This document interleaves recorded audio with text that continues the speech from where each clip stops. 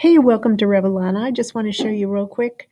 I had a question, how do you add someone to the calendar? So if you're not using our appointment setting system for some crazy reason, or you just want to fast track someone onto the calendar, you're pretty much just going to your contacts inside the system.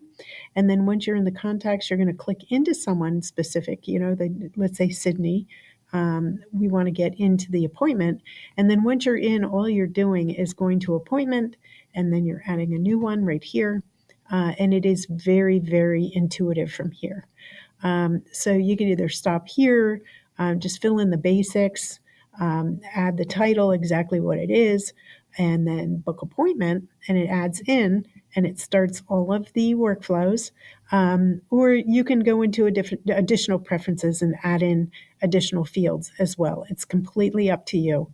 And again, it's very, very intuitive. So I hope you appreciate it. Thank you so much. Hope you appreciate the video.